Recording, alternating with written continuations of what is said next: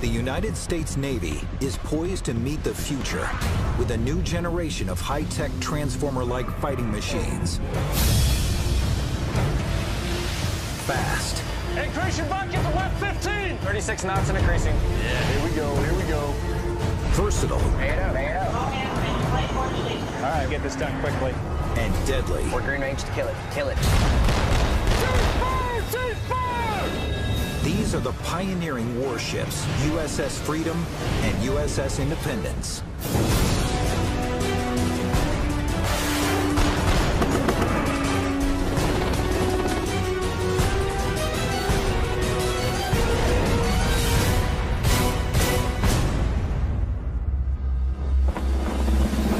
In the 21st century, the U.S. Navy must deal with a new wave of violent threats. The world has changed since the end of the Cold War in the early 1990s, when we were focused mainly on an open ocean war with our aircraft carrier battle groups, cruisers, and destroyers.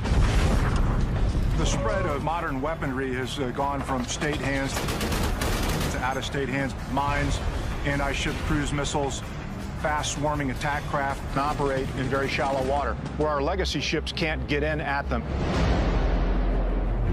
In response, the Navy commissioned a new class of warship.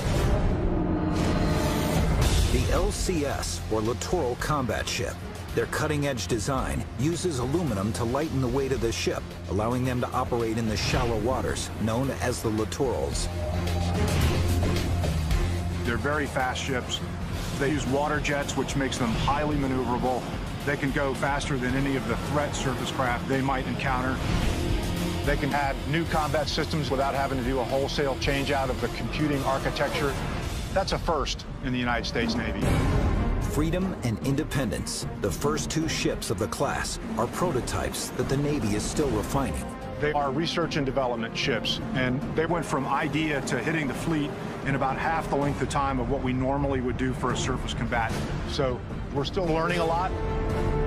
Now, both ships must pass a grueling round of tests if they hope to stay on schedule to deploy with the rest of the fleet.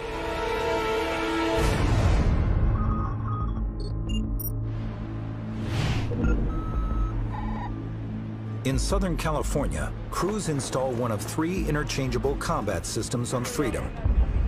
The Surface Warfare Mission Package. The ship's captain is 17-year Navy veteran Commander Patrick Bean. Surface Warfare Mission Package consists of 2 30mm gun mounts mounted back above my flight deck, 2 11-meter rigid hull inflatable boats, or RIBs, what we like to call them, and MH-60 Romeo helicopter. The backbone of the package, 2 30mm high-velocity cannons, have been used for years on Marine expeditionary vehicles. Ready? Now 괜ᴜ hopes to prove that the guns can work just as well on an LCS ship. Overall objective for this underway is test our combat system against a variety of threats. So it's going to be fun. We're going to test the combat system all the way out.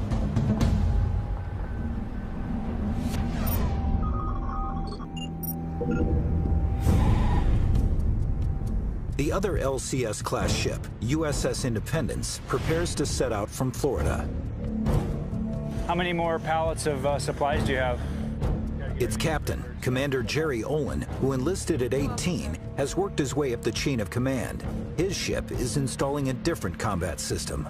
We're about to take Independence out for testing to try to integrate all of the components of the new Mine Countermeasures Warfare Mission Package. This mission package uses a remote-controlled underwater vehicle and specially equipped helicopter to scan coastal waters for mines, classify them, and then destroy them. Much of this equipment is still unproven, so civilian experts will ride along on both ships. I've got representatives on board from a multitude of program offices that own different components, several naval engineering centers. 501 and with Dahlgren Division, the certification. We are guests on this ship. No one likes, is it guests and fish or go bad after 3 days. So we have to be very cognizant. We are here not because we have a right to be, but because they allow us to be. 3 things right now that I'm looking at for Killer Tomato. Right. They're here to make sure the systems are, number 1, operating at design, and number 2, if there's some ways we can improve them. These two captains will take their civilian and Navy crews out to sea and put their new combat systems to the test. These prototypes must accomplish their missions before they can be used in the real world. Everything that we're doing now is a stepping stone. I want to take the ship out and want to go deploy. We need to be out there and doing things for the fleet, but also I know that we are testing everything out for the follow-on ships of the class. There's some things that we just have to get done. So if we get things right here, and I'll say when we get things right here, right, we're setting not just us up for success, we are setting the next set of crews up for success, because we're setting the future of the Navy right now, right here, okay?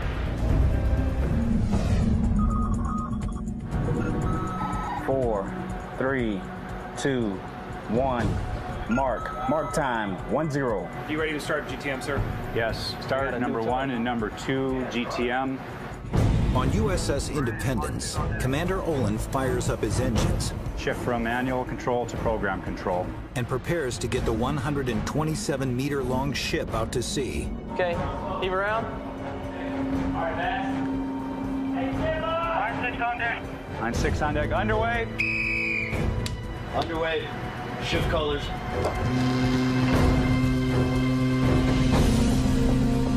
One thing that's unique about this ship compared to a conventional Navy ship is that it's extremely maneuverable alongside a pier.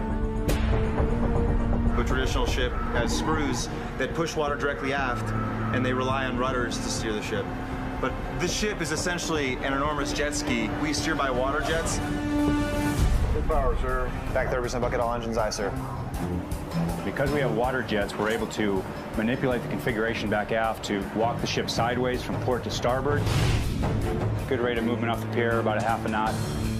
We do have 2 tugs connected today, and we do that as an insurance policy. The ship is very expensive, and if something were to go wrong, why not have them available? But they won't work today. They're just going to be tied up, standing by, and we're going to work the ship all by ourselves this morning. 70 yards aye. Coming out nice and flat, under control. Independence is a very light ship for its size. I mean, we only draw about 14 feet of water, but we're a very large ship above the water. A trimaran hull gives Independence improved stability during high-speed maneuvers.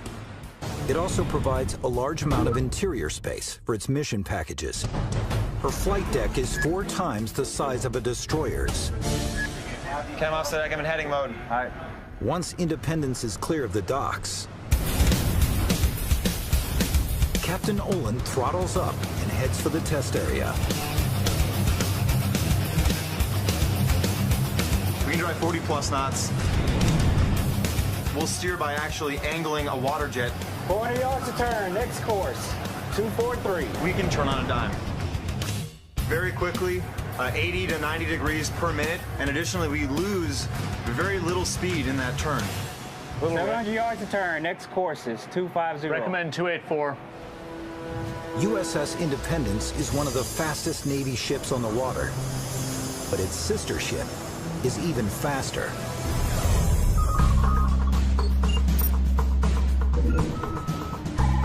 Shannon, you ready? Ready, sir. Taking all lines, get ship underway. Taking all lines. Underway! Underway. There you go. At 115 meters, the monohulled USS Freedom is smaller than its sister ship, but it still has a large mission bay that gives its crew access to the water. What sets Freedom apart are its powerful gas turbine engines, which generate almost twice as much horsepower as the turbines on Independence. One of the things that makes this ship kind of unique is we have the world's largest marine gas turbines. You know what I want to do? Gotta blow the carbon out, sir. Sounds good to me. Autopilot engaged, coming to 245. Here we go. Jets to center. I like to drive the ship fast. The ship was designed to go 40+ knots. So how I look at it is if it's designed to go fast, well, let's go fast and make sure that it can. 37 knots. Very well. She's pulling hard to the right today. 36 knots right. The ship has clocked speeds at 47 knots, which translates to 87 kilometers per hour. That's about 10 kilometers faster than the larger destroyers and aircraft carriers. were designed to ride above the waves, kind of like a speedboat. We also created a rooster tail up above the height of the flight deck. So you've got a 3,000+ ton warship going 40+ miles an hour while we're kicking up an Olympic-sized swimming pool of water every second by those jets. It's a great, great sight, and it's very fun to do. What's your speed? Cab zone 3, right by the line. I've got a little aggressive personality for ship driving. The U.S. Navy is not used to ships that can drive this fast, so it's a great opportunity for me. Every time that we go fast, we're learning something new, and we're figuring out a way to make the future ships of the class better. Drop boost jets? Yeah, drop boost. D2. Now, Freedom must make its way north to the Point Mugu Sea Test Range, just west of Los Angeles, where in the morning, the real mission work will begin.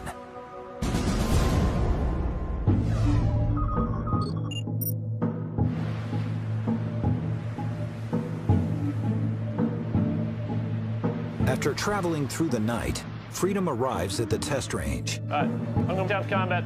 Commander Patrick Thien starts his day below deck in the Mission Control Center as the first test of the 30mm cannons begins. Captain, TAO, weapons buster 1 set, Mount 301. Buster 1 set, Mount 301, Captain I. This is our first day of live fire testing. It's pretty much the first time they've ever fired the 30mm mounts off the ship. We're collecting a lot of data to make sure that they do everything that the Navy said they were supposed to do. So if we complete this testing, then the Navy will say this system is safe and effective. You can use it on all LCS class ships. Identify yourself and state your intention. I am engaged in transit passage. One grave threat is that a rogue state might close a vital waterway. With a swarm of small, fast, missile-firing boats, the LCS class can use their speed and maneuverability to effectively counter these enemies. TO Captain Combat LFO-1, run 1, kill cruciform target with guns. During this deployment, the Navy will simulate a high-speed attack against Freedom to test her new guns. But the first round will be fired at slower speeds to make sure they're ready for action. Doing a live fire, 30mm gun shoot from each side, Mount 301, 302. Gonna do some zero firing, which is essentially making sure that what we're shooting at on target is actually what we're aiming at. We're shooting a static target that's just floating in the water. Like any other gun, you have to align the sights. This one is the same way. While the bridge crew will have a visual on the exercise. You guys drive from up there, just keep it on that spot. The precision shooting takes place 2 decks below. All the guns are designed to be controlled and fired from a MCC or Mission Control Center. We can still fire the guns locally at the gun mount itself, but then we've lost all the radar sensors and everything else that we use to give us a better picture. It's just not as accurate and not as efficient. DSO guns, weapon buster 1 set. 301's ready. Take fire bearing 009 for 1,000 yards. Clear to fire, weapons free. I'm getting excited. Shortly before 0700 hours, the crew's ready to take their first shot.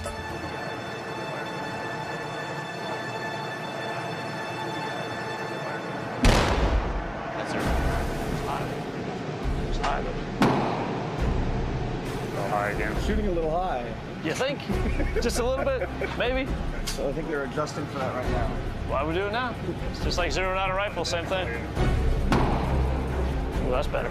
Oh, a lot better. As the calibration continues, Freedom's gun zeroes in on its target with deadly accuracy. Oh, that's right on there. Look at it. Oh, that's going right through it. So. Yeah, that's dead on. Okay. 302 ready? All right, let's go do it. Take fire bearing Mount 302 commencing. All right, that works. Nice. Something's background burst eyes. I think you're just going to keep punching holes in. We can turn it into Swiss cheese. Yeah, There we go. In an actual combat situation, these automatic cannons would be able to take out a small boat 2 kilometers away. That's what I'm talking about. Right there. That thing's Swiss cheese. With the gun zeroed, the team moves on to the next task. There it is. It's on your screen. When we do these tests, we start small with low complexity and we work our way up to more complexity. So right now we'll move into shooting a slowly moving target. Arm your weapon. Go and burst. Look at there. Nice. The crew has the starboard side gun dialed in. That's here, Cap C-Fire, Mount 301. Ceasing fire with Mount 301. Then the port side 302 gun takes aim. Oh, whoa, go the other way. It's gonna be long. This gun, however, has trouble finding its mark. 302, compact modular sight is down. You can still fire it, but we will not have any stabilization. Check fire, check fire, check fire. Check fire. Go ahead, check fire on. I ain't firing if you're gonna lose control of the gun. I'm crazy, but I ain't that crazy. This entire deployment is to test these guns.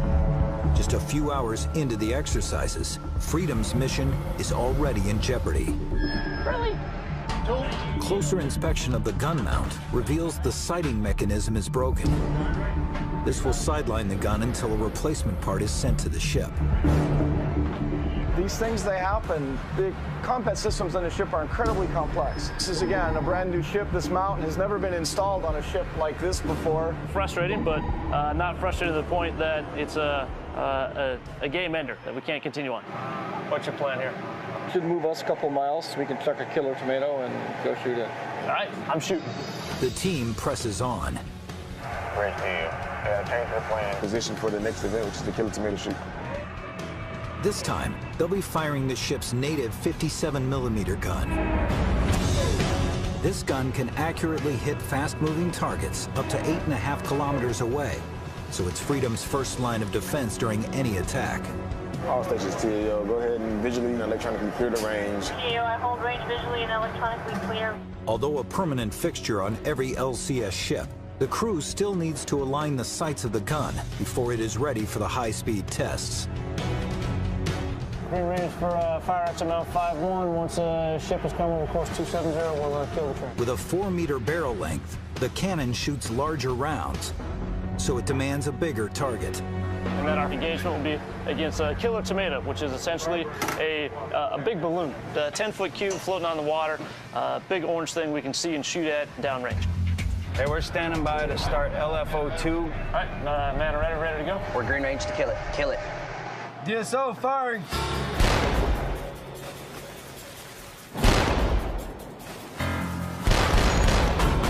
Oh, man's shooting.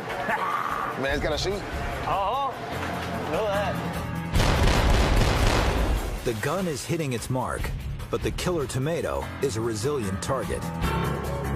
They're designed to be able to take a lot of ammunition, take a lot of hits, because otherwise we'd have to just keep continually putting them out there and putting them out there and putting them out there. All right, all stations, Captain. Ceasefire, Mount 51. So ᴜᴜᴛ stops the exercise. Rounds right on target. 57mm gun is working like a champ. But Captain ᴜᴜᴛ's crew still has some work to do. Bridge captain, close the enemy killer tomato to 150 yards on a beam. They'll go find the damn killer tomato and shoot it. The killer tomato must be cleared off the range. We're gonna say good. Twisting to port. We're gonna shoot off our port side. Commander ᴜᴜᴛ gives his crew some practice on the ship's 50 caliber gun. Roger. Hey, FPA, give me a little headway too. We'll kill the dang thing here in about 2 minutes. Come on now. Let's do it. Hey, who's got comms with the gun mount? 502, Captain. Are you man ready? Yes, sir. We're still waiting on the ammunition. Really? I'm gonna go to my corner and count to 3. Until they don't hurry up, the damn thing's gonna sink anyways. Ranger ready. Man ready, aye. Outstanding. All right.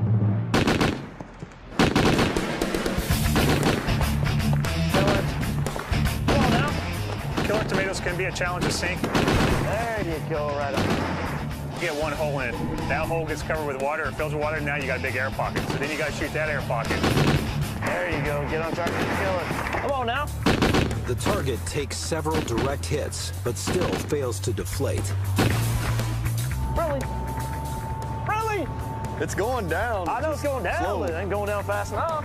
With crew pride on the line, We're currently changing gear over to the actual XO Ʞᴜᴛᴜrᴇ takes over the gun.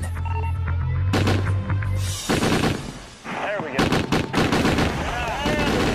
Right on target. XO the killer. XO, let me see your war face. That's some positive feedback. You just say it. I like to eat tomatoes.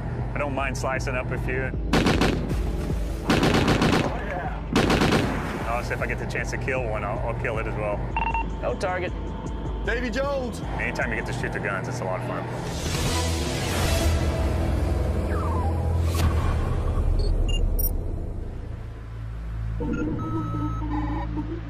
USS Independence has arrived at a simulated minefield to begin the high-tech hunt for mines. How long's it been raining?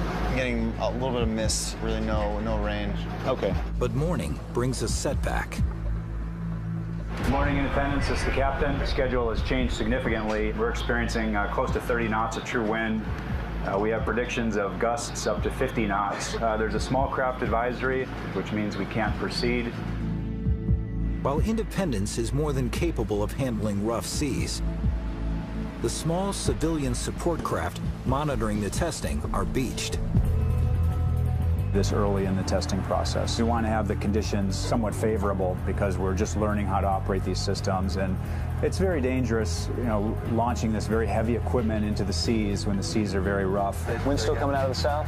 Yes, sir. It's from the south at 20 knots. All right, so we're going to be rolling around pretty good. To make matters worse, the ship's trimaran hull may be fast, but its shallow draft can make for a rough ride. Yeah, we're going to be rolling all over the place for the next hour. When we get to the 10-mile mark from shore, we want to turn around and put the seas to our stern, then try to get a good northwest-southeast run. And that'll give us a little bit better ride while we wait this thing out. But the closer we stay to the coast, the less fetch there is on the seas, and the easier our ride will be. So we'll just kind of go back and forth in that range. Okay. Because the ship rocks and rolls a lot when we're underway and under any kind of conditions of bad weather, everything has to be chained down so it can't move, especially big things like this. If this were for some reason to be loose while the ship was pitching back and forth 25 degrees, you wouldn't be able to stop it. It would hit the side and keep going. So that applies to pretty much everything in here. The rough ride is a nuisance, but Captain Olin is worried the delay could mean bigger problems down the line. We have a limited amount of time to get everything done. We have a lot of tests that we have to run. So every day that's lost due to weather, is a part of the mission that we're not going to get done. I'm not going to give up that easy. We'll just kind of stay put and see what happens. For now, Independence's mission to locate sea mines and neutralize them is at the mercy of the seas. But on an optimally manned ship like the LCS, there's always work to be done.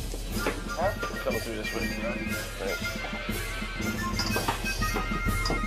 One task, sweepers, takes place every day. And even the commander pulls duty. Well, the ship is really quite large for the number of people on it. It's a lot of work, and the only way you can get it done is if everybody pitches in. Oh, gotta get the broom on there. Captain's command philosophy is to have the cleanest ship in the Navy, and everybody cleans. Command Master Chief, XO, CO. You got the combat systems officers right there. He's the bright work extraordinaire. Here's the XO. He's going around doing the same thing pretty much I am. The captain, seeing him do sweepers with us, it sets the morale real high. I mean, if the captain's working and you're not working, well, that's pretty clean. Kind of makes you think. It's maybe I should actually grab a broom and actually work, So I started my career cleaning. I'm probably going to end my career cleaning, it looks like. Are we about ready to wrap up here? Good job, everyone. This is the power of the broom.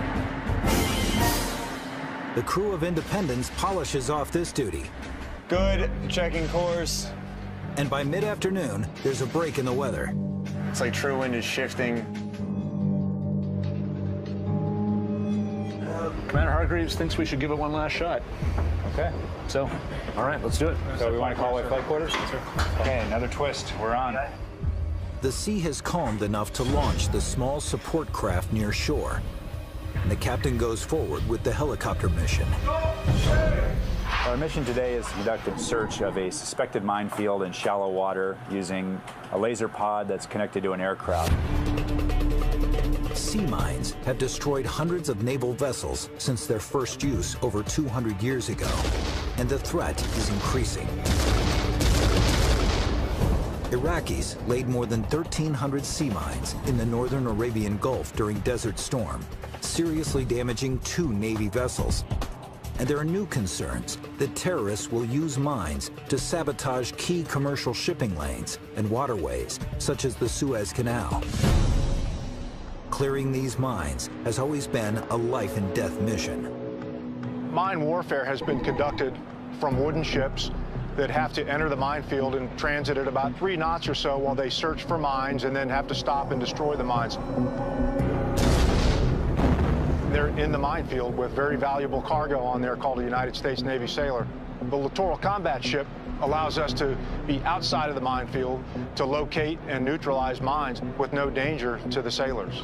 They do this using a helicopter and a remotely operated semi-submersible to carry out a 3-phase process: detect, identify, and engage. Coming up!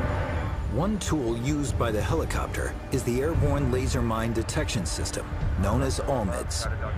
Is a sensor that attaches to the helicopter that shoots a laser down to the surface of the water to search for shallow water mines. Mounted on a Seahawk helicopter, ᴪᴜᴜ uses pulsed laser light to rapidly image large volumes of water to detect floating and near-surface mines. From the standpoint of the overall mission, it's the first step. If we can get the shallow water cleared, we know that the water is safe for the RMMV and the other sensors to go in. 10-year Navy veteran Lieutenant Rory Kipper oversees flight operations on the ship. We're just moving the helicopter out now from the hangar. We have personnel walking beside it, making sure that it's not going to slip, and we have a guy sitting inside riding the brakes for safety. The $25 million MH-60S Seahawk is a proven Navy asset. Its hinged tail and folding blades reduce its footprint aboard ships. Once we get out onto the spot, we can unfold the tail, unfold the main rotor blades, and prepare it for flight. Navy pilots fly the ᴪᴜᴜ's missions, but civilian specialists install it, since the technology is still being tested.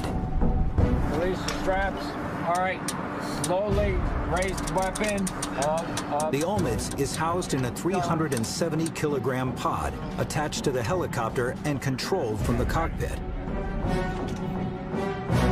Once the pod is ready to launch, Captain Olin and his Navy crew resume control of the mission.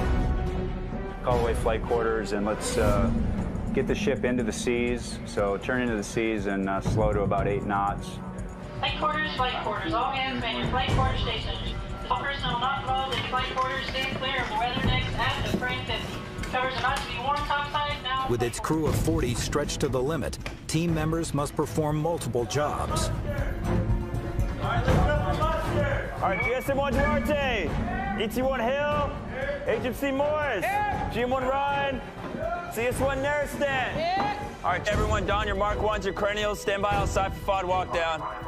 Before they can launch, the crew assembles for a crucial task to clear the deck of foreign object debris, or FOD. All right, FOD walk down. Hey, let's walk the FOD.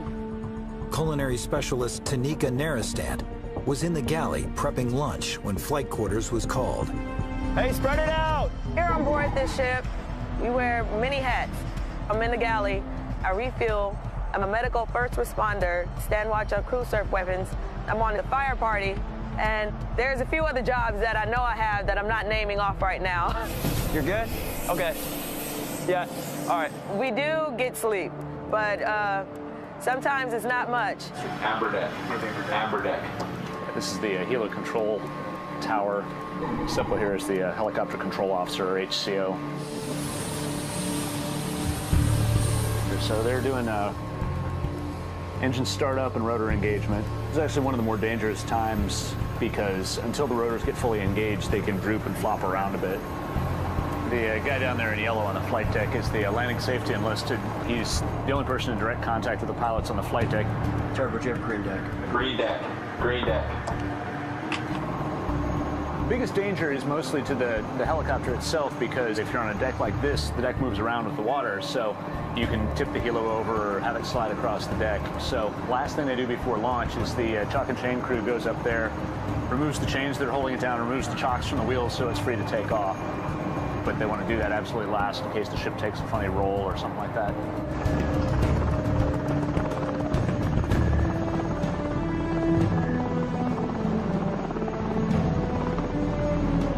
The helicopter heads out to scan the minefield. Now the aircraft runs track legs in a shallow water field back and forth and tries to detect mines in that area. The main mission here is to create what we call a swept channel. We're able to isolate all the mines that are in the field and neutralize them. That would be the measure of success for us. While the Navy has tested each component of the Mine Countermeasures mission package separately, this is the first time they will use them all together. Mine warfare is hard, and we're always in a constant battle to be able to counter those threats. Red deck. Red deck. So everyone here is rooting for the success of the mission package because we think it's a great capability. They realize this helicopter run must go off without a hitch for Independence to have any chance of completing its mission. And visually on the range. After a 2-hour search mission, the helicopter returns to Independence. The aircraft went out to the suspected minefield, conducted its search, brought the data back to the ship. We downloaded the data from the pod, and they're now conducting data analysis on the ship. Lead tactician Tracy Nye works with the Navy crew to analyze the intel they've gathered. This room is the command and control for mine warfare. The screens are all classified. The data that comes back, it's processed, and we very carefully look for these contacts that we want to prosecute in the follow-on missions. You know where I live. We're still waiting on the actual truth data to come back, but we expect that we did detect the mines out there that we were intended to search for, and we achieved all of our mission objectives. Our next step would be to reconfigure the helo from non-tow to tow configuration. We're going to do that today? That's a big job. I think we're going to start it today. Yeah.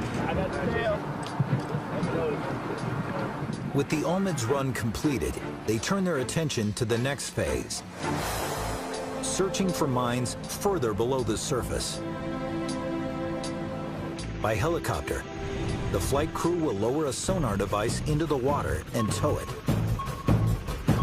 After Olmeds missions are successfully completed and the surface of the water space is safe for our towed sensors to be put in, we configure the aircraft from a base H-60 helicopter to one that is capable to tow a Q-20 sonar system, which we have here sitting on the deck. We tow it behind the helicopter using a reeling winch. But the helicopter will only do a fraction of this search. The bulk of the work will be done by the cornerstone of the mission package, a semi-submersible called the RMMV. This is a diesel-powered RMV remote mine hunting system. That includes this black vehicle here and this sonar down here. That's an AQS-20. Still an early prototype, it's launched from the back of the ship and uses the same sonar device as the helicopter, but can last 18 hours before refueling. A big advantage over doing it from the air. What RMV brings to the table is endurance, really is the workhorse. When the sun goes down, ship lighting is switched to red to keep the ship's profile to a minimum. As civilians check the readiness of the vehicle, Lieutenant Commander Lance Ruth makes sure his men are ready for the challenges ahead. Port. Stand at ease. Anybody have any concerns, anything that's come up over the last couple of days? It's better that we discover the problems now than discover them tomorrow. LPOs, you got anything to put out, Chiefs? Because this is all developmental testing, it is kind of a science project. It's about proof of concept.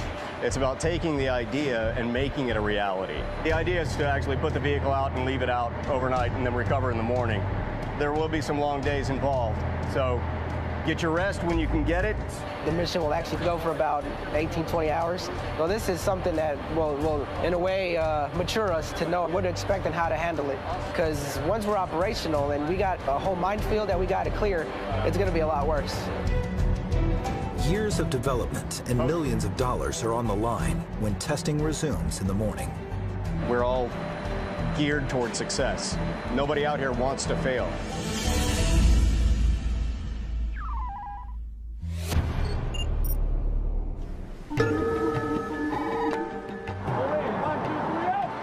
USS Freedom has already suffered the breakdown of one of its 30mm guns, but the other gun mount is still working. So the crew moves on to the next big test. Captain on the bridge. We're going to be going against remote-controlled boats. They're going to be heading at the ship about 30+ knots. This is really kind of the graduate level exercise that we're doing today. This is Warship 1. Nothing high-speed operations. All vessels requested to stand clear of my wake. Very challenging. Swarm attack is what we call it. We're a hostile nation. We're trying to overwhelm our defenses. Green light, MPA, green light. Bridge eye, all stations, whoever sees the visual on these guys first, call it out. And Dorna can see him. Dorna 067, 8 miles. There we go. Tracking Dorna eye, 067, 8 miles. The ship's sensors have picked up 5 remote-controlled boats approaching from several kilometers out and not yet visible to the naked eye. Swing back around. Let the bridge know we're coming around to course 330. ⴁ must use Freedom's speed and quick turning ability to intercept the fast-moving targets. Let's go and get boost jets engaged. Boost jets engaged, T6, or 20 knots, sir. Very well. What's the range? 13,000 yards, sir, 071. Captain, got him visually. Say it? Got him visually right here. About 2 points out the port bow. What's their speed? 39 knots. 9,000 yards of closing. 5 boats are racing towards Freedom at 55 kilometers per hour. When the Freedom deploys in the near future, every decision the commander makes in a situation like this could mean the difference between life and death. Ops deck, left full, 340. Jets are left, 30 degrees, coming to 340. Right, let's get up to speed, run with these guys. Yeah, here we go, here we go. This is where we make our money, Chief. I want to see this thing drive. It's going to go fast. It's going fast is awesome. Very well. There they are, right there. Got them. Range! Range, 5,000 yards. All right, let's go. Here we go. Jets to center. We're at 32 and increasing. 33 knots, increasing. 33 and a half. 34. 36 knots and increasing. All right. When you're looking at the ships doing 39 knots and you got vessels inbound to you, they're doing 39, 40 knots. I was saying you're talking about a pretty quick closure rate. 6,000 yards every 3 minutes. Yeah. So a lot of things are changing quickly. We're at 37 knots. Let them know we're starting to cut across them. As Freedom closes in on the attacking forces, ⴁ executes another tactical maneuver. I'm going to cut across in front of them and get them in 301's firing arcs. He prepares to cut across the path of the approaching boats before opening fire. We cross the T, which is a classic naval maneuver for gunfire. 38 knots, sir. One of my biggest weapons is my wake. I throw about a 20-foot wall of water when I'm going fast. Increase your bucket to left 15. Left 15 on. So with the small boats, when I cut across them and create a wake, I need to gauge, okay, how fast are they going to move through the wake so I know a good open fire range. Should be coming into 301's cutouts here if they're not already there. BMC, say speed of the contacts. 20 knots, sir. 20? Yes, sir. Really? All right. Yep. The captain's tactics might be working too well. Their speed 21. That's it? Really? No way. Webs. Man, they was going like 40 knots and they slowed down like wicked. 2.7 is their closing distance. Really? Really? They're not going that fast? They're going like 40 freaking knots. Yeah, we outran them. I think your wake might have got them. They want to call it, knock it off, and reset. Very well. Bridge eye slowing down now at 22 knots. That was very anticlimactic. ⴁ's aggressive driving has created a massive wake that overwhelms the remote-controlled boats.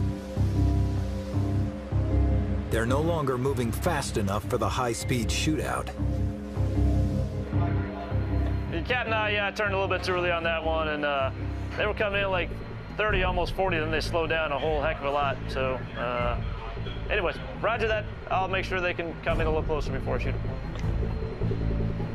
Drop boost shots? Yeah, drop boost. It'll take a while to reset, so drop boost. All stations, red range, red range. We kept them farther away from us than they wanted to be. So I controlled the battle space with my speed. I mean, hell, I can't set it up. I can't set it up much better than that. So it was a good run for the ship. We controlled the fight, which is what you want to do all the time. The test designers are not pleased.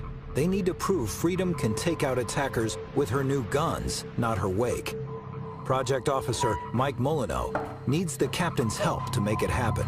And completely made our test event very difficult. Yeah. So you know your tactics next time? You're ready to reset? Yeah. And we got an idea of how they're going to drive now, too. Yep. So, which gives us a bit of an advantage. Very wimpily. But they have remote control boat. I know. They really want us to kill them. I know. And I really want to kill them. In my own special way. Okay. Every captain is unique and unto their own. It's his ship. He does what he wants with his ship. So we have to flex to that. The new gun has yet to fire a shot at the fast-moving targets. Captain 괜ᴜᴛᴜ will have one more try to prove it can get the job done. Cutting across them, we weren't going that fast when we cut across them. So it wasn't that bad, but it wasn't that bad. We know we can run with them. We can run with them. With precious time slipping away, Freedom quickly repositions and starts again. All right, about 20 knots, we're going to open up to about 5 miles from these guys, and then come back to the event. We're going to swing around and do exactly what we just did. TA9. OS1. You got contacts there? It's that blob right about there. We're 25 degrees off port bow. Range visually clear. Range visually and by radar. Closing at a fast rate of speed I. FPA, turn around 47, 4,500, and that'll be perfect. This time, the captain turns the ship while the boats are further away in an effort to reduce interference from his wake. Perfect! Recommend coming left and running hard. Coming left. Set weapons posture 1, mount 301. Set weapon posture 1, mount 301. Set weapon posture 101 I. Stand by for open fire. Stand by. Stand by to open fire. TO and I still hold the range electronically. Freedom's speed allows her to move quickly into range for the 30mm gun. Okay, I can't give you anything better than this. I really can't. 3,600 yards. But it needs to fire before any advantage is lost, and attacking forces unleash their weapons. Why are we not shooting? Come on. 3,000 yards. Very well. Shoot. Shoot. Shoot. Ask TAO why we're not shooting yet. There we go. That's what I want to hear. Really? Come on now. We're gonna shoot some stuff. Tear the crap out of these guys. Shooting a little long. Yeah. After firing single rounds, the gunner tries to overwhelm the boats with a series of rapid bursts. Go and burst. You guys got any clue why I can't fire? Why are we not shooting it? Captain, there's a fault on Mount 301. No way! You can't make this up. What's your fault? You shoot. It's coming off and on. AOMPC clear fault. Attempting to fire. Still got a green to shoot high. Well, apparently it didn't fall as much as we thought. Still shooting. Only able to shoot 1 round at a time. 301. Bridge copies. Captain, only able to shoot 1 round at a time with 301. Well, shoot 1 round faster. We have a GCU fail fault on Mount 301. Unable to shoot with Mount 301. Recommend break off. Unable to shoot, recommend break off. After a fitful start, the remaining 30mm gun has stopped working. All stations hold fire, exiting the safe firing bearings. Hold fire, exiting safe firing bearings. Hold fire, sir. Hold fire, aye. All right, here we go. Let's go ahead and cease fire on this mount. We're gonna finish this exercise right now. We gotta figure out what the hell's going on with this gun now. All right, sir. Cease fire, all stations. All right, go ahead and slow back down. All right, sir, coming down. With one gun down, Freedom could continue the tests. But losing this second gun is a game changer. If technicians can't quickly fix the problem, they may have to pull the plug on the entire mission. It's believed to be one of the safeties built into the gun, maybe giving us problems. We know that if we fire the gun when the ship is traveling at bare steerage, 3 knots, we do not see this fault. But we know that it does fault when the ship is blasting along at 30 knots plus. It's shaking and jiggling, and now there's a lot more motion involved. Hopefully, we can try to find some sort of engineering solution to this problem. Thien is still hoping any needed repairs can be made quickly and at sea. Sure. He and his crew have a good battle rhythm building. All right, Mike, what's the plan? You got a plan? And the commander wants to minimize any possible delays that would interrupt their momentum. So the part arrives tomorrow at noon. Oh. They would like the ship to pull in port Friday and then get underway Monday. Yes, I know. The General Dynamics tech doesn't show up till Saturday. Why don't we just pull in? Why don't we just pull in on Saturday then instead? Because that's overtime on the tugs. And the part arrives tomorrow at noon. They want to start on that part and troubleshoot for as long as they can. Really? There's an upside to this. It means we still get to test. The consensus is to temporarily halt Freedom's testing and head to nearby Port Hueneme for repairs. Get with Ops. Let him know that's the plan. I'll put it in an email right now. Yep. Thanks, Captain. Thanks. This testing is incredibly expensive. It's not my call. That decision is made by people on the beach, the people from the program office. They're the ones paying for all this. We need to demonstrate that the system works, and if we know we have a problem, we have to fix the problem before we move forward. Otherwise, we're just wasting taxpayer dollars. Sailors belong on ships and ships belong at sea. But this is why we're out here, to test the weapon systems, test the ship. But it's always frustrating that nothing works how it's supposed to work. Not so happy about this. I understand. I'm just saying. I understand. All right. Thank you. Thanks.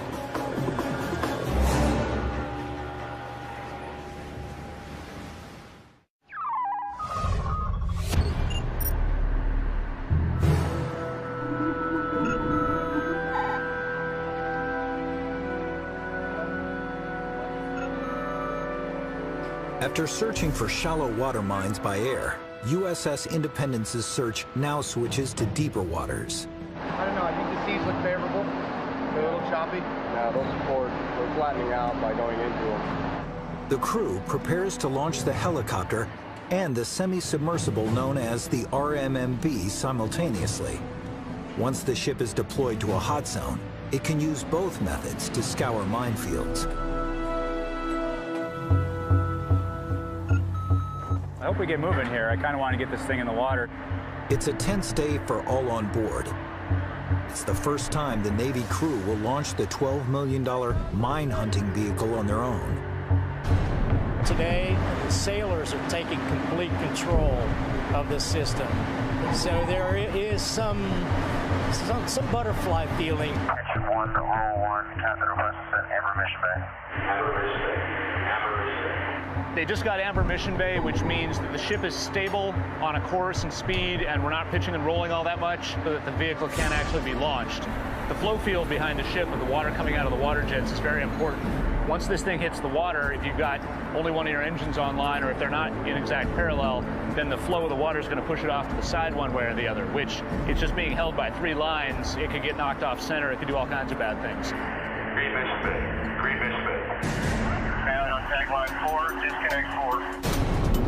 Extend the RV fully in. We're coming out with the vehicle all the way to the suspended position now. Slack out of tow line high. Raise the last line. During the launch, some systems aboard the RMMB are controlled through a detachable spine. Drop operator is controlling the vehicle from a visual line of sight. The spine is quickly released when the semi-submersible hits the water to prevent damage to the vehicle and the ship. Next piece is to put it in the water. All right. Lower. Lower it high. And a little quicker, folks. We're going.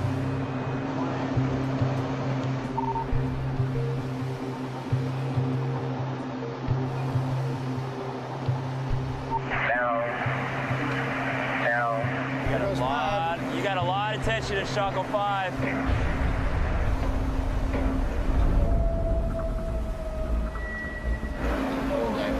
Pay it up. Fast eye. What happened? They're having a hard time releasing the captain's line.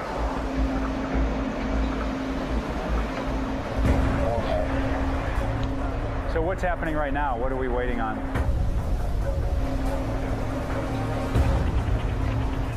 I just want to be sure we're moving along here because time is important. Come up. Come up. Captain's line release. All right. Hey. It's good. Success. The capture spine retracts into the mission bay, and the RMMV is off to search for mines. All that released. But the crew has no time to celebrate the successful launch. All right, gentlemen, we gotta go to flight quarter. The ship is at flight quarters. All traffic garbage off station. With the RMMV away, the crew scrambles to get the helicopter launched on its tow mission. The idea now is that we launch a helicopter to conduct similar operations in a separate area. So we have basically tandem operations from the surface as well as from the air. This crew is working in a simulated minefield, but sea mines remain a persistent global threat. The Navy is hoping these tools will be a safe and reliable means to quickly clear suspected danger areas. Captain's on the bridge. Coming right, course 310. With the search for mines underway, Concur 344. 341. Captain Olin is free to maneuver Independence away from the area. One thing that's really unique about mine hunting with LCS, you used to really have to put the crew in a lot of danger to try to find them. With LCS, we don't do that. We keep the ship safe and we send unmanned vehicles in to do it for us. The semi-submersible is now controlled from the shipboard control room. The sonar device, which is attached to the vehicle, is deployed and then towed at variable depths in order to hunt and identify mine threats. Not only do we drive the vehicle and control the off-board vehicles from the room, we also process all of the data coming in from the sensors. While the RMMV searches the minefield, the helicopter simultaneously launches its own sonar.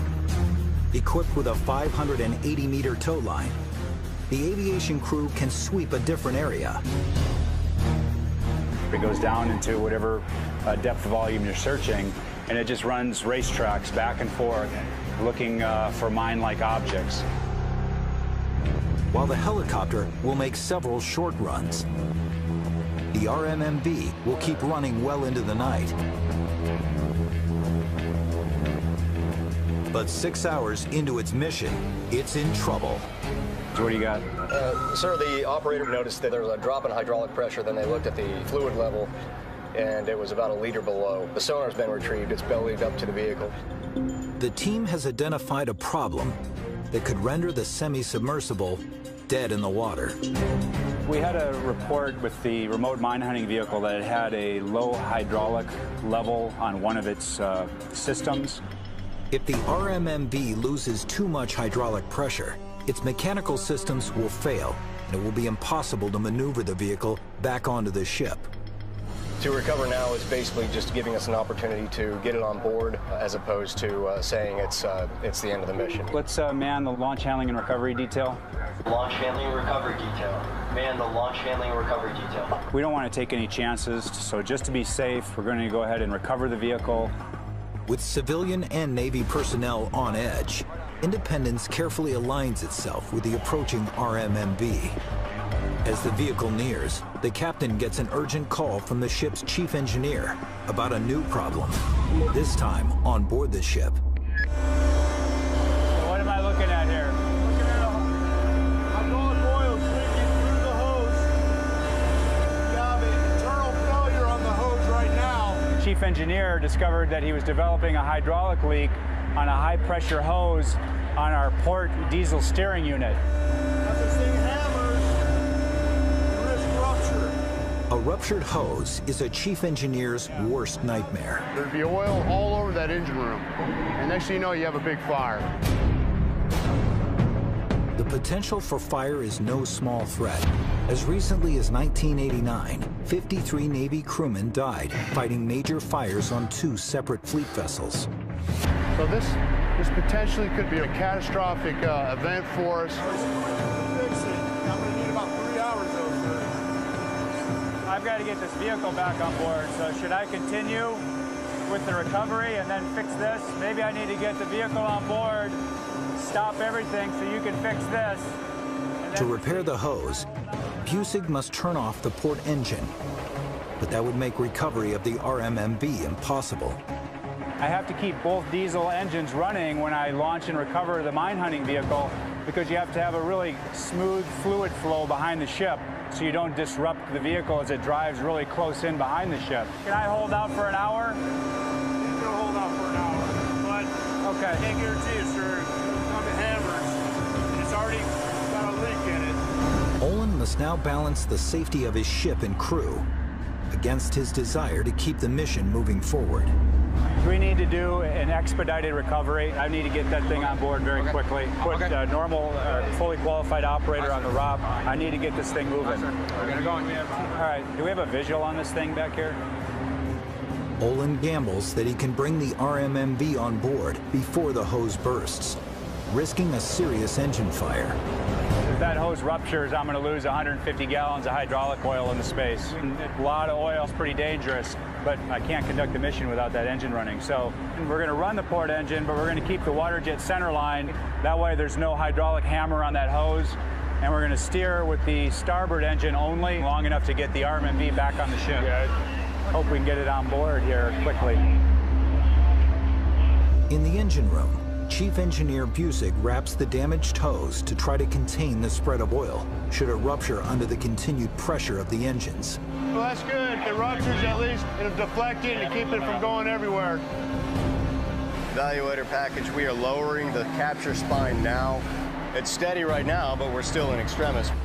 In the mission bay, readings indicate the RMMV's hydraulic pressure is reaching critically low levels. If its onboard engine fails, could drift helplessly away from the ship. Captain, right now it's at 0.65. If it reaches 0.5, then the vehicle automatically shuts itself down. Okay. All right, well, we need to get this done quickly. All right, Captain. All right. We just got to get the mast into the trap. A Navy crewman manning the tow lines and a crane precisely guides the capture spine into position to latch onto the mast. Go get him, cowboy. Go get him. An extremely tricky maneuver when traveling in varying sea conditions. We're close here. Yeah. The front line came out. It's like threading a needle. The oil level just dropped. We're getting really close now. We don't have enough hydraulics to get that mast down. We can't bring it in. It's still redlining right now. Now, up.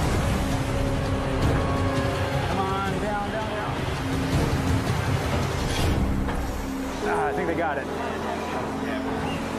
Got it. The capture spine is now connected to the RMMV, and the crew takes control of its recovery. Hey, RMMV's on the water. It's close.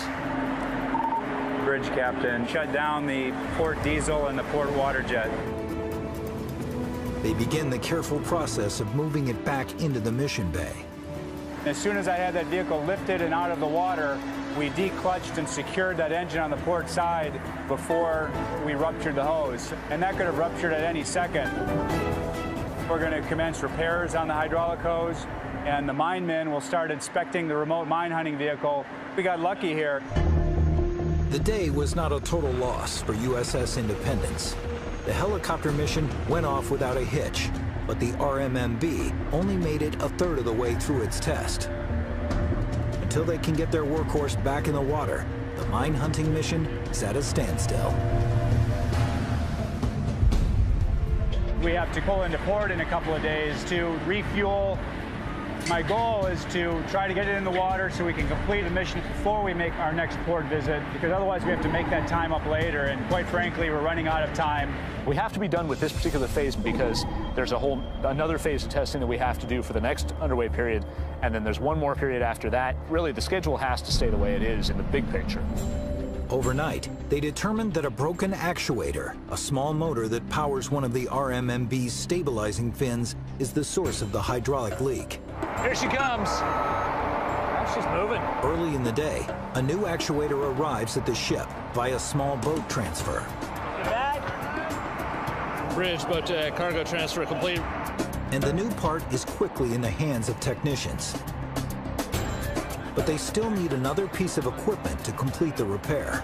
What it is a hydraulic purge unit. It's a kit that they need to send down to the RMMV to clean out the hydraulic system and run it. But it's about 1,000 pounds, so it's too big to put in a boat to send out to us. So they're sending a helicopter out. But Captain Olin's headaches are far from over. The HPU that we need to fix the RMMV, is that going to be en route here soon? They said the weather's pretty bad out there. They're not sure when they're going to be able to take off. I've got the piece of equipment, I've got an aircraft standing by to deliver it, but there's fog in Panama City, and now I can't get the aircraft airborne. Well, no, I don't want to scrub anything. We don't scrub or cancel. I don't want to sacrifice anything. As long as it's safe, we need to push on. All right, thanks. At this point, there's nothing Captain Olin can do but wait.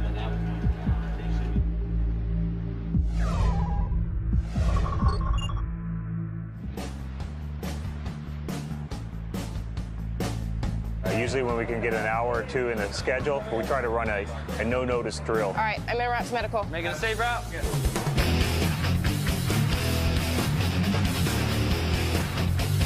I thought we were going to set up the Y gate and have 2 hoses like we had last time. I got to go get it.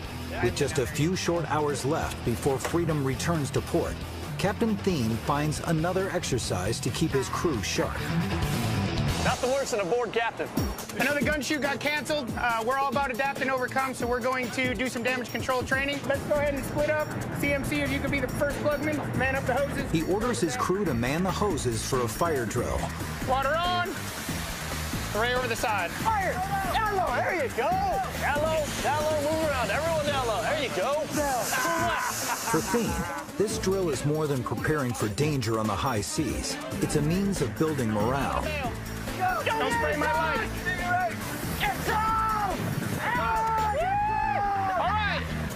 The captain's energy is pretty much, it's infectious, I would say. Definitely, that energy kind of feeds us and kind of keeps us going. Every crew reflects the personality of the commanding officer. His energy resonates in all of us, and it's a fun place to be. Fight the fire! Don't straight, you go down there. Don't straight. Keep fighting as you're doing it. Keep fighting. Keep fighting. I love training. It's freaking awesome. Spirits are high as Freedom arrives at Port Hueneme, a naval base 100 kilometers northwest of Los Angeles. The ship will dock here for 2 days to make repairs to the gun mounts, and the captain doesn't want his crew to lose their edge. Don't let yourselves get out of the groove we're in and the tactical mindset. When we get back underway on Monday, it's going to be an hour transit to on the range and putting rounds down range, okay? We need to be ready for that ASAP.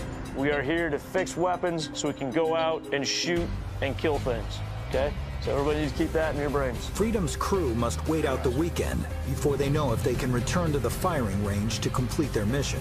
There's always a time crunch. There's some risk to accomplishing our mission all the way, but right now we can't complete the mission without the guns being fixed.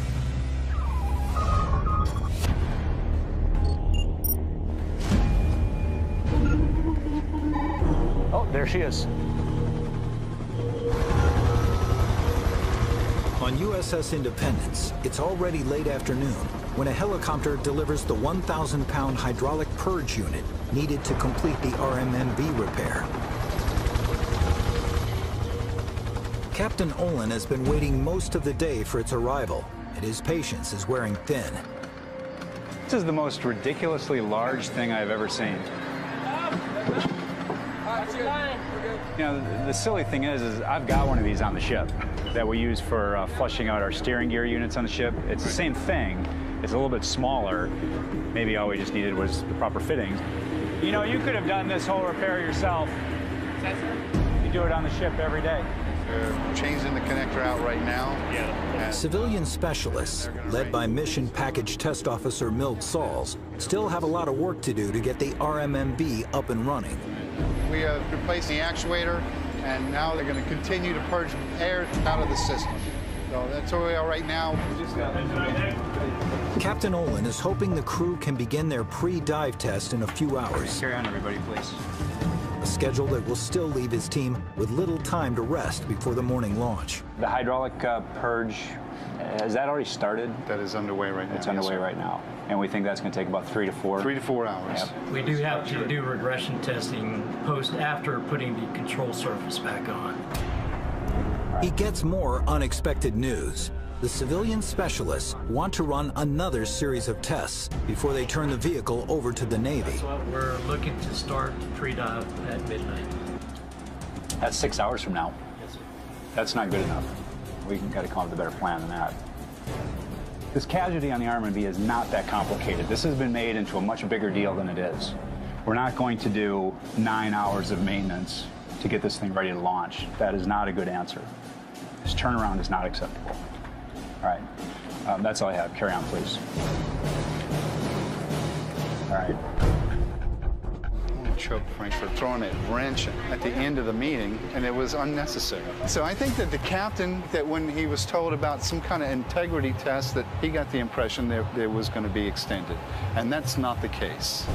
So these maintenance times continue to grow and grow and grow, and now we're saying we need 9 hours to prepare this. Right. That is not acceptable. You can turn around an F-18 on the flight deck of an aircraft carrier in less time than that. Right. I've seen it. We can shorten anything, we will. everything that needs to be done is something necessary. You can't shortchange. And we're not shortening anything, and we're not extending anything. If we allowed this thing to be milked out for the next 2 weeks, that would happen. So, enough. It's unacceptable.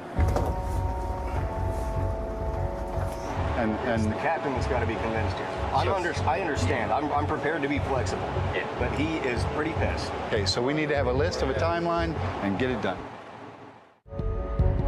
It seems like every time we make a little bit of progress, somebody throws another requirement in. And it's very frustrating for me because I'm very mission and success oriented. And if we can execute the mission and we can do it safely and effectively, I want to move forward. Now the only thing I'm hoping for is an accelerated procedure. We're working on it. I know. The workers have gotten the message from Captain Olin, and they double their efforts to complete the repair. Captain showed that he has the will to get this testing done. Our intentions are to be ready for launch first thing in the morning. The pressure's on for the team.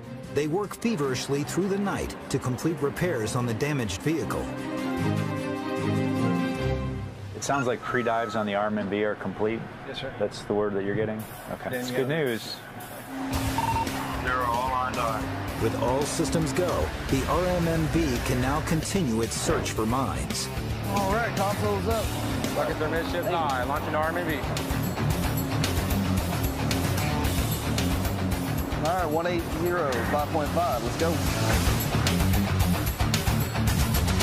Not a minute into the launch, the repaired fin on the RMMV begins to malfunction. You see the fins already start moving? Did you have control of it, Boyd? I did. You have control, let your capture spine go. On top of that, the remote operator can't disconnect the capture spine from the vehicle. What? What happened? Hold on. Bass, hold on. Hey, Bass. GM1, hold on. You don't have control. I don't know. Hey, take a look at that tow hook. How did that tow hook come up? It's jammed up. It's caught on the capture spine. Capture spine is stuck on the tow hook. See how the tow line right in the front is straight up? It's supposed to be laid back right now. No, but more important is that fin right there. Hey, is that the issue why it was broke the first time, the fin? The hydraulic? That's the fin we replaced. Is it? Yeah. Once again, the RMMV is unable to perform its mission. So you can't raise it at all? No, sir. Not only is the stabilizing fin malfunctioning again, this time there's a problem with the tow hook used to retrieve the vehicle. It should not be in enough position. So to me, it failed. So there could be a leak up there? Okay, so we're done for the day. Although it's an early prototype, the RMMV is the centerpiece of this mission package. Its repeated breakdown is a serious setback for the entire LCS program. Every time a system doesn't get off the deck, that impacts our whole timeline. And that's where we suffer the most. It eats into your manpower, it eats into your time. It just can be mentally overwhelming. But despite the bad hand he's been dealt, Olin's not ready to fold. I'm trying to be very aggressive in ensuring that we keep things moving along, His team has located and identified enough mines to keep the mission on track. The captain still has one card left to play. All right, we need to plan the remaining 3 days that we have. I mean, it's going to be aviation-centric. We'll plan the next mission over the calls that we got from the RMV mission that we ran. They decide to move forward to the third stage of the detect to engage scenario. Ready? It's finally time to let the airborne mine neutralization system, known as AMNS, take out the identified mines. The ship's helicopter will carry the AMNS and lower it into the water. The pod releases neutralizers known as archer fish, which swim up to the mines and detonate. This is a way to be able to separate ourselves from that minefield and maintain a safe distance and keep our sailors safe. Back off. The mine does explode. We're in the air, we're not in the water. Ʞᴜᴛᴜrᴇ should be giving you a bearing to the ship.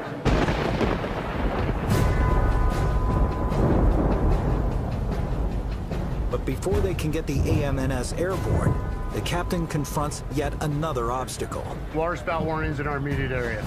All right, thanks. Captain.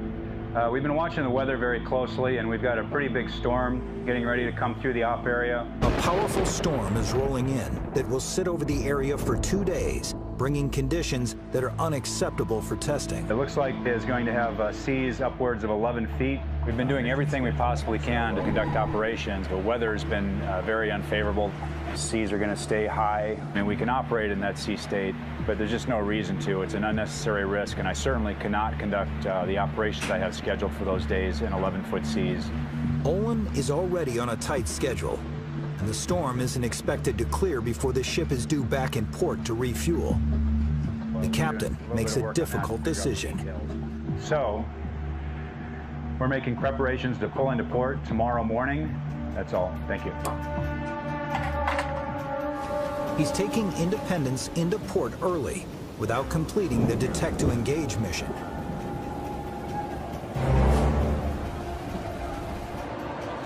It's a disappointing turn of events after so much hard work. So Olin gathers his team one more time to see if they can somehow salvage the mission. Attention on deck. Everybody stand at ease, please. The mission team needs to figure out how do we capitalize on the remaining hours that we have, and that's what we've got. All right. We do have the option, sir. This is way outside the box, but we can launch gear side. I'm okay with launching a mission from the ship on Monday if I get clearance from base ops to do it. I have no problem doing that at all. Would you see any problem with that op? Lieutenant Kipper comes up with another option. Instead of at sea, he suggests conducting the final phase of the mission from port. You just got to work it with base ops. Are you happy? I'm happy, yes. Now I'm happy. All right. When you're in testing, you have to come up with lots of workarounds. Nothing goes as planned. The initial plan just gives you some practice on how to replan. That's about all it does for you. Will do, sir. All right, thank you. We say semper gumby, always flexible. We're trying really hard to continue with our mission, even though the ship is coming into port due to weather. So we're going to keep working tactically as though we were at sea on Monday. The only difference is we're going to be tied up next to the pier for that one day. Nearest aiding hazards are buoys 3 and 4 off the bow. As they pull into port, the team is upbeat that they can finally complete their mission. But as the entire Independence crew has learned the hard way, there are no guarantees that they can pull this off.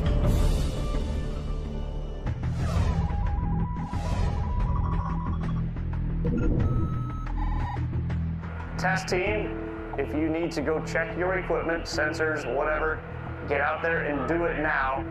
USS Freedom remains docked in Port Hueneme as civilian specialists wrap up repairs on her 2 30mm gun mounts.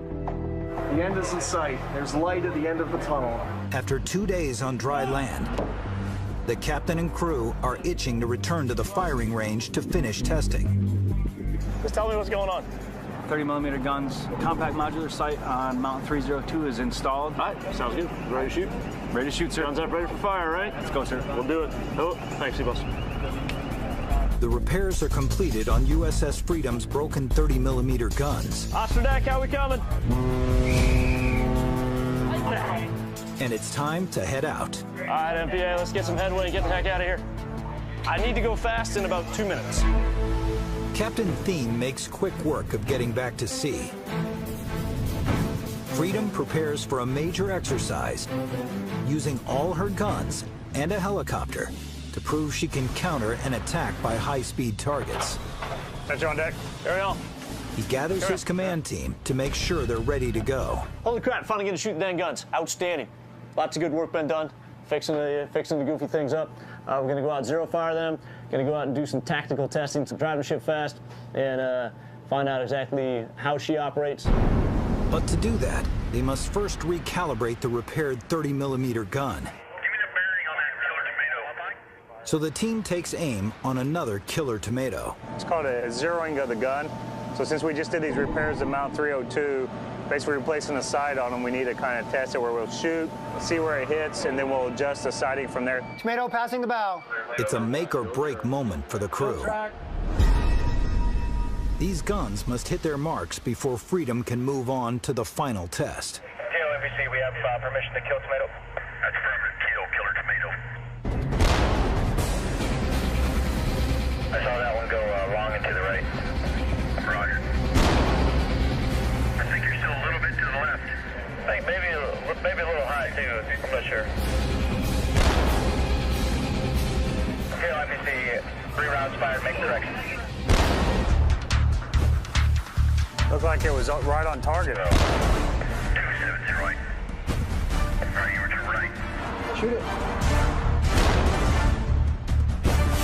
Perfect. That was dead on. Direct hit. Awesome. I think we just shoot like what we did that last round, and we'll kill whatever we shoot at. That's affirmative, sir. Now that the 30mm guns are zeroed in, they unleash their final rounds. It's guns versus killer tomatoes. And it's not even close. That's a direct hit. Guns did great. It took them a little bit to get it zeroed in, but once they got it zeroed in, I pretty much finished the target off. That was kind of sweet. The 30mm mounts have passed with flying colors, but their next test won't be so easy. Tomorrow, Commander 괜ᴜᴛ and his crew will have to face off against 5 incoming enemy boats, moving almost as fast as the speed demon Freedom herself.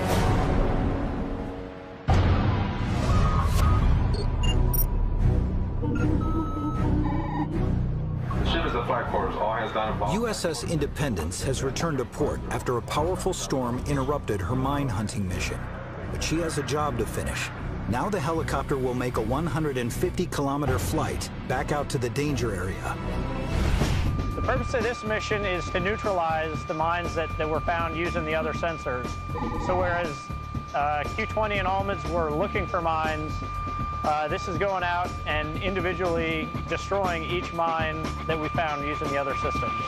The hands clear, coming up. The AMNS carries 4 armed 16-kilogram self-propelled Archer fish that are deployed underwater. But on today's exercise, the crew won't have the satisfaction of seeing them detonate their targets. They will not be live ordnance, so there won't be an explosion because we're shooting at a training mine that we don't want to destroy, and the Archer fish units cost several $1,000s.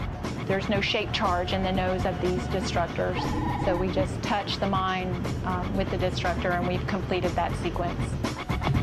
For the entire crew of USS Independence, it's a pivotal moment, the culmination of all their difficult work. This is a proof of concept, shows that the detect-to-engage sequence works, at least notionally, can be conducted from the ship with the personnel on board, and is a real big check in the box for the objectives of this test. Amber deck. Amber deck. If they can pull this mission off, their testing cycle will be a success. Failure could mean costly delays for the LCS program.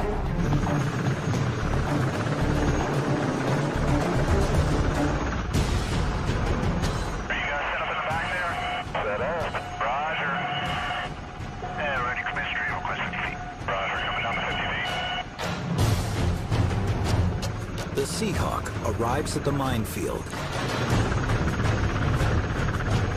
The crew lowers the pod with the archer fish into the sea. License in the water. Roger, you are clear to launch neutralizer. Roger, launching neutralizer. On board the chopper, the remote operator locks onto his targets and then releases the lethal archer fish, which is equipped with both video camera and sonar. Got a video. And neutralizer's away. Copy. Flying good. Now, the archer fish heads for its target. And I got the contact on sonar. SO arm on. Roger. It closes in on a moored mine. Master. Roger. Master arm is armed. Trigger pulled. The archer fish is just centimeters away from the mine. Good hit. And ready to recover. The archer fish is dead on, accomplishing what everyone on the Independence was hoping for. I'm very proud of everybody in my crew. They come through, with flying colors, and couldn't be more pleased. We were able to complete the entire detect to engage sequence.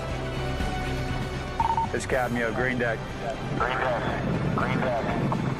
We knew it was going to be hard coming into this test, but we still met the objective. It's my birthday today. I am going to shore and having a beer. We'll hug it out. We did have a casualty that we had to recover from, but we proved that we were able to change the mission execution. And keep in mind that this is a test phase, and we don't expect everything to go perfectly, but we're very satisfied with the results that we saw. The civilian specialists will take what they've learned and incorporate improvements into the RMMB, moving it one step closer to success. We work for you, boss. Mine warfare is hard, and it's the miners that make it hard. They have technology on their side, and we're always in a constant battle to be able to counter those threats and keep our ships safe when they're underway. Thank you for the good flight, too, by the way. No problem. With their backs against the wall, the crew of the USS Independence stepped up and completed their test mission. But USS Freedom is still out at sea. Go chase some guys down, blow some stuff up? And her crew still has something to prove. In a few hours, Freedom will face off against 5 8-meter-long remote-controlled boats that will close in on the ship at 40 knots. LF-04 against the small boats. Hell yeah, let's go tear those things up. All right, we're ready. Questions, comments, difficulties? We are, Captain. Let's nice. Break. Let's go and kill them damn things. The stakes have never been higher. The crew has not fired their guns at speed. If they falter on this final test, it will be a major setback for all on board. Every time we get out, we have to show improvement. Otherwise, there's no point. If we're going backwards, no one likes to go backwards. Flight quarters. Designated personnel, man at flight quarter station. All hands not involved. Flight quarters stand clear after frame 56. This is the grand finale, graduation exercise from this testing. This is what we came out here to do. This is going to be challenging. We're going to get to employ some tactics, all within this one engagement until all the boats are destroyed. We're ready to go. The helicopter will provide location and speed of the inbound contacts and relay target information back to the ship.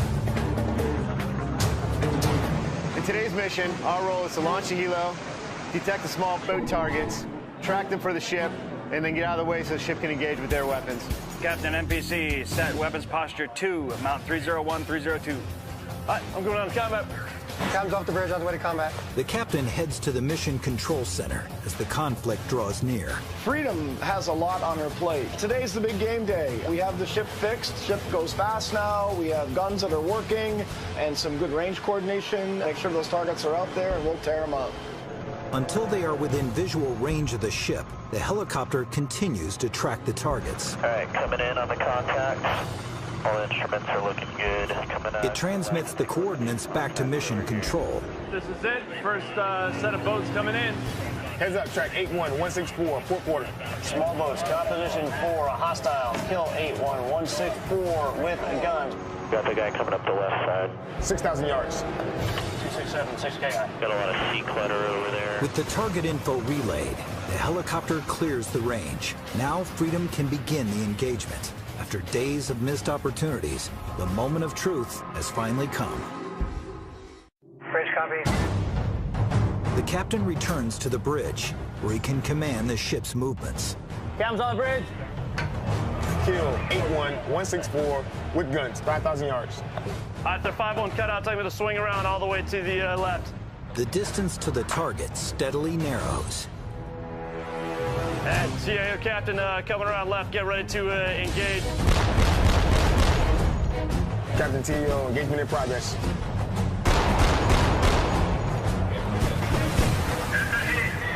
Still moving.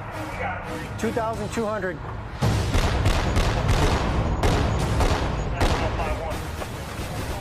Yeah, good hit.